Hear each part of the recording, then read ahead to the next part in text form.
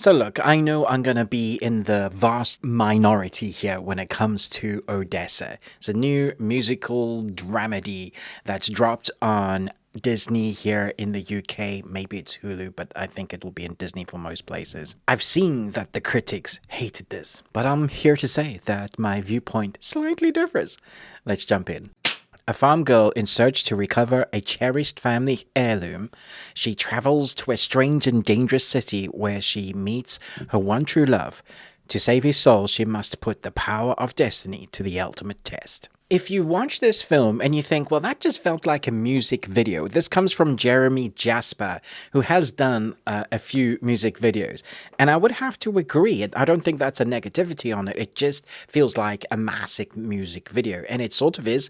There's a number of musical numbers from various ballads to, outright great voice numbers, acoustic guitar, and then some rock anthems.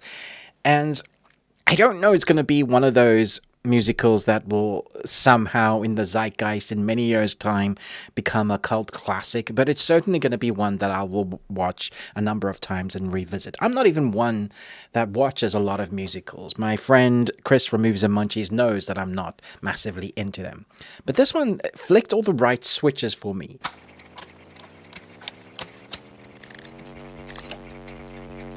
It's bizarre and bonkers, just crazy enough for me to enjoy this post-apocalyptic world, and you roll your eyes in the back of your heads and going, not another one. But yeah, this is a different Earth, a different time, and people are bowing down to this so-called guy. Not really bowing down, but he's kind of warped everybody's fragile minds in a very triangle way, like, we've seen so many times depicted here on our Earth. And it's interesting to see the fun that the set designers had with the aesthetics. You have a bit of a mixture of like cyberpunk but real world physical analog feeling to that cyberpunkness, with the dryness of like no water being around, or at least when you have water it being dirt. That sort of dusty, a post-apocalyptic mixture. You add those two things together, and then you add a musical director. You add the talents of Sadie Sink, who you probably know from, or mostly from, Stranger Things. But she's been in a few other things that I think she's done really well in. Here, I think she plays the lead, this person that we follow on the journey of recovering the heirloom, meeting her loved one. And that is the crux of the story. She goes through a mountain of things where she doesn't really understand what the world's about. She's been sheltered somewhat, but there is this kind of weight of responsibility. Destiny has something planned for her. And I think of something like Michael Jackson's Moonwalker with Jack Black's Pick of Destiny.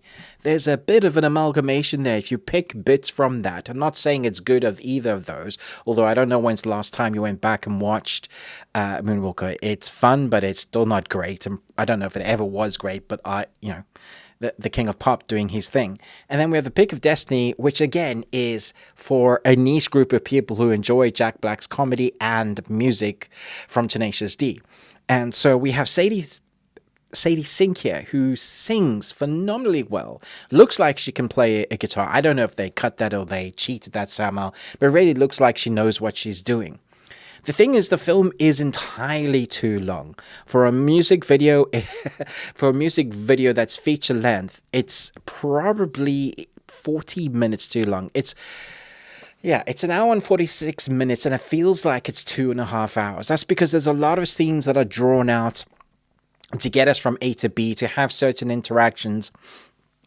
When this shines is with the musical numbers. I don't know, it's going to be one of those where you remember all the lines from the musical numbers. Maybe you'll be one of those that join the cult following and have this on their Spotify playlist. You might be one of the few that start to learn these songs. I might add it on there.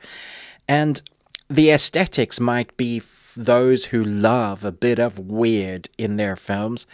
There is an amalgamation aesthetically pleasing there for those who love that.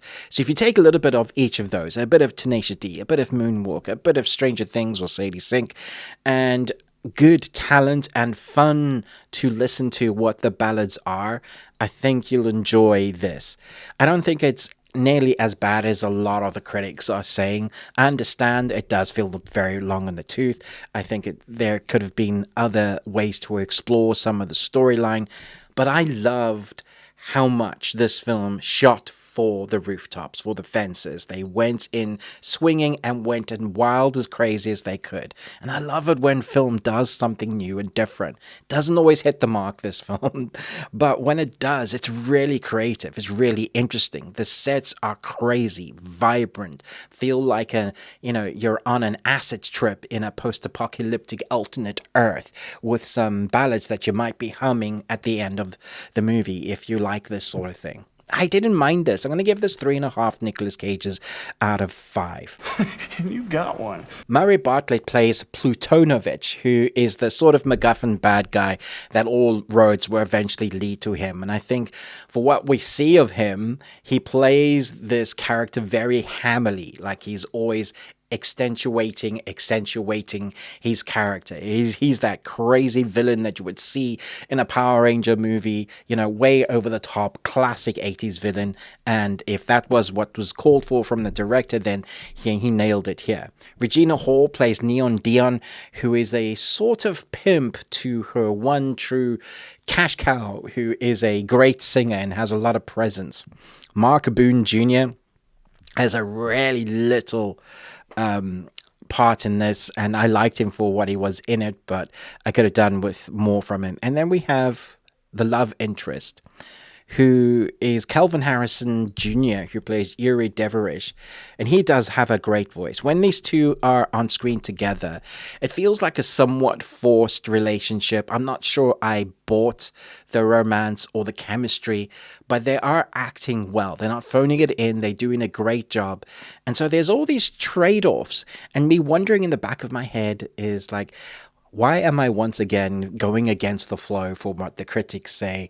I presume a lot of people are just not going to get this. This definitely is in a small corner niche.